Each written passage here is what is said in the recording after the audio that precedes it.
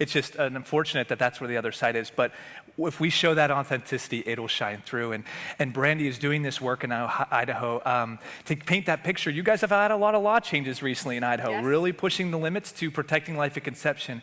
However, the challenges you guys face are sandwiched between very radically pro-abortion states. Washington, Oregon, California, and even Montana still allows abortion late into the second trimester. So what does that look like? Can you give us even some examples of what you've seen now that your work has shifted with all these law changes? Sure, yeah. Idaho is one of 13 states that was ready. We were prepared. We had a ban trigger law in place, so we are abortion-free in the state of Idaho. Planned Parenthood parking lots are empty right now. Yep. And in fact, the Boise Planned Parenthood closed in response to Roe being overturned. I thought they were supposed to be about standing with women. Abortion was only 3% of what they do, but it's pretty obvious when they're shutting clinics down across the nation that it's not really about standing with women. They want women to choose abortion. They want to sell abortions. I love Atlanta's law on the being able to claim preborn children as dependents, and I hope we get that done in Idaho. It's amazing because it is speaking that humanity of the child, into speaking that truth into our laws, and then in a tangible way supporting mothers and fathers and families. And so I just think that's incredible. When Roe was overturned for Stanton Healthcare, really nothing changed as far as the work that we do. Women are still going to be facing unexpected pregnancies, right?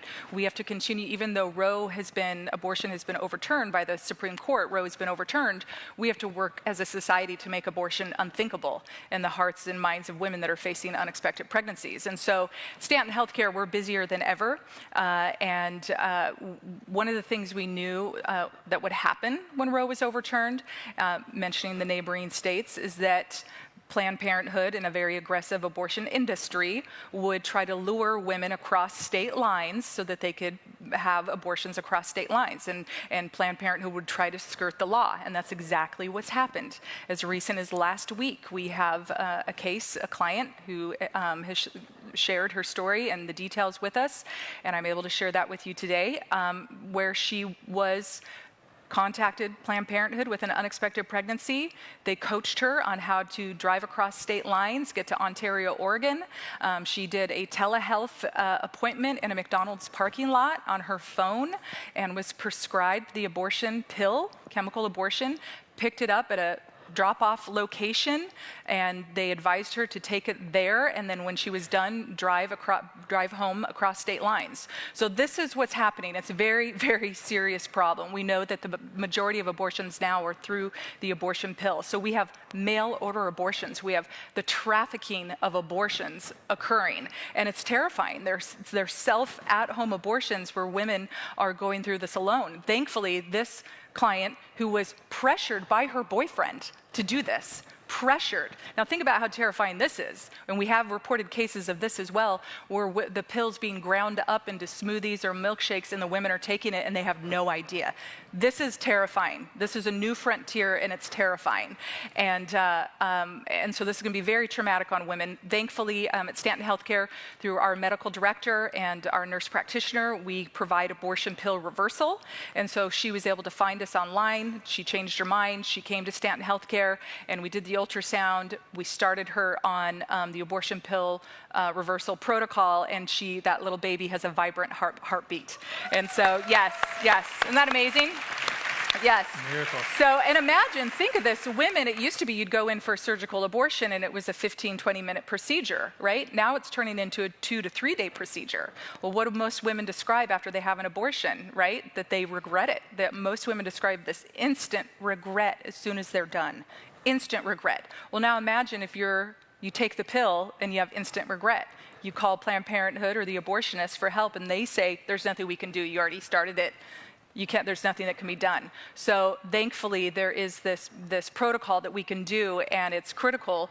And so centers like Stanton Healthcare across the nation are able to provide this. And I invite centers that aren't doing this to look into it and get the medical staffing you need to be able to provide it, because this is where things are headed. Luring women across state lines, telling them how to skirt the law, and then these women left to suffer alone and being told that there's nothing they can do to reverse the abortion that's been been started. So again, the work of pregnancy centers with the overturning of Roe, with chemical abortions, we need support more than ever. And then, as we mentioned and talked about, Stanton Healthcare, we had to hire private security. We had to spend thousands of dollars to hire private security when Roe was overturned because of the threats. And we know that there were attacks and vandalism on centers across the nation. We've installed more cameras and security. We're primarily staffed by women, staffed by volunteers, medical personnel, our clients that are mostly female, right, and children, and there's a responsibility on us to keep them safe. And how terrible that the pro-abortion industry is so enraged and so angry that they're going to go after non-profit charities that support women. That's who they're targeting and going after. They've lost their mind. They've lost their mind. Yeah, and isn't it a shame, right, that these centers that are already strapped thin for resources and volunteers and time now have to spend money that could be going to help women, help care for these unborn children, to pay for security because of what we're seeing in our country. It is a travesty, and I love what you articulated with chemical abortion.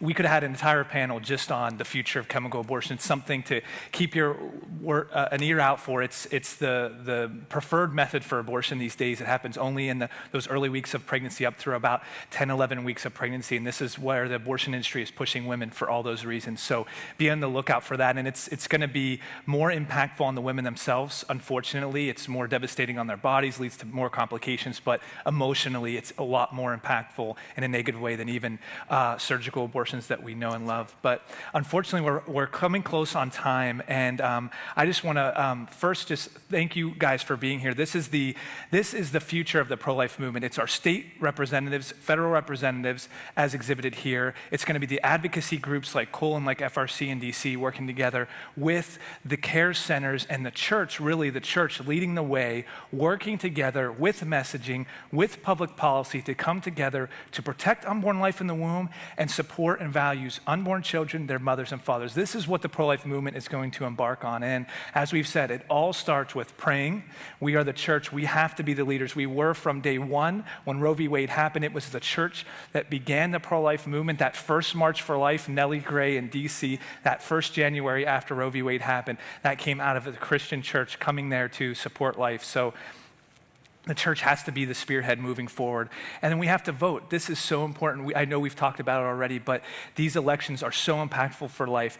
While the abortion issue might not be the leading issue every candidate's talking about for different political reasons, you have to know where each candidate for governor, attorney general, state Supreme Court, down on the list, your federal representatives, you have to know where they stand for life, because whether they want to or not, they are going to have to make critical decisions on how to oversee funds for your city, your county, how to oversee laws, what to enforce, what not to enforce. So this is a new era. It's what used to be the case all the way up till 1973, but here we are again with it back in our hands, really the people to vote. And lastly, you've heard about some of these ballot referendums. You heard about Kansas. Just to know, your state also may be taking up a ballot measure. Unfortunately, if you're a resident of Michigan, your governor has put on the ballot a measure that would take a state that protects life in the womb. They have laws on the books in Michigan to protect life in the womb from conception, but unfortunately, there's now a ballot measure that would switch the laws in Michigan to allowing abortion on demand through all 9 months of pregnancy, paid for by their state Medicaid program. That's what's on before the people in Michigan today. California has a similar measure, Vermont. So life really is on the ballot. So this election, this season and on, we hope you look to the pro-life leaders and pro-life community, and we hope that you pray, you vote, and you stand. Thank you very much.